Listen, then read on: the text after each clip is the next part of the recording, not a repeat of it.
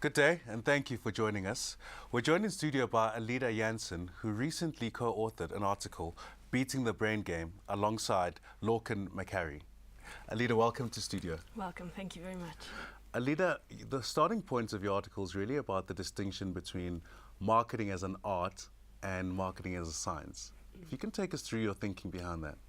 Yes, I think when I say to people I'm in marketing and I work with brands, they immediately think, think to advertising and the art of advertising and also the business of branding, all of that as a sort of an art which doesn't really have any scientific backbone. And I think it's a really important point in history here where neuroscience has taught us so much about how the brain takes in messages and really the role of brands in the brain. And I think this is where we can start transitioning from really doing marketing based on a gut feel with some pretty decent research to back that up, to really thinking of ourselves more as people with real scientific rigor around how we go about our craft. You mentioned the recent advances in terms of neuroscience. Now, how does that impact the decision making that I as a consumer would make based on the marketing and advertising from your side? Right, so I think that's a really interesting question and one that certainly gets me very excited because in recent years we've learned lots of how sort of the impact of memories and the formation of memories in translating to actions, so decisions.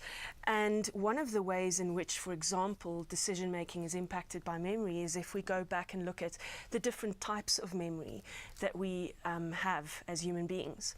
So there's roughly two types of memories. There's the autobiographical memory, which is really where you store your most personal memories, your story, really. Things that connect to your identity. And those things help you to make very automated decisions during the day, things that you don't really even think about. And then there's your semantic memory, which is where you store facts and figures, where you might refer to your semantic memory if you want to know the ingredients of a Snickers bar, for example. Now, that memory helps us to make rational and considered choices.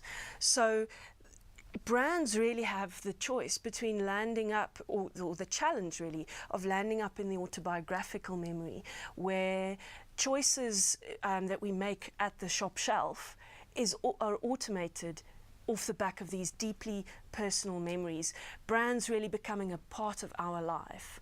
So that's how one way of many in which neuroscience helps us to understand choices. If I can pick up on your earlier point there, so the distinction between building a strong brand as well as short-term sales, where would those two lie within the two parts of our memories? I think that's a really important point or question that you're asking, because marketers as a discipline, I guess, marketing is very focused on sales, often very focused on sales, which tends to be looking for those short-term gains. And those short-term gains might come from, putting messages out there, kind of strong call to action messages like, buy this, here's a special price.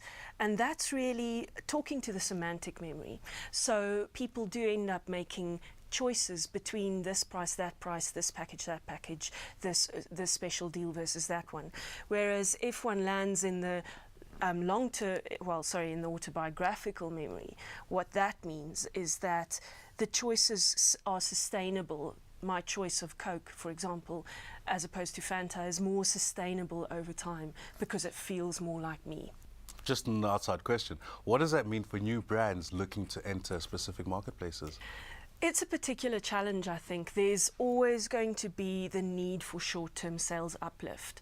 And so for new brands, the best way to start forming long-term memories is for the brand experience to really come alive. And that means I need to have it in my hand, which means that getting a brand out into the marketplace, perhaps off the back of a special deal, or choosing your price point really carefully so that people choose it or notice it initially, is perhaps not a bad idea, but transitioning then towards a really long-term memory effect is going to be important.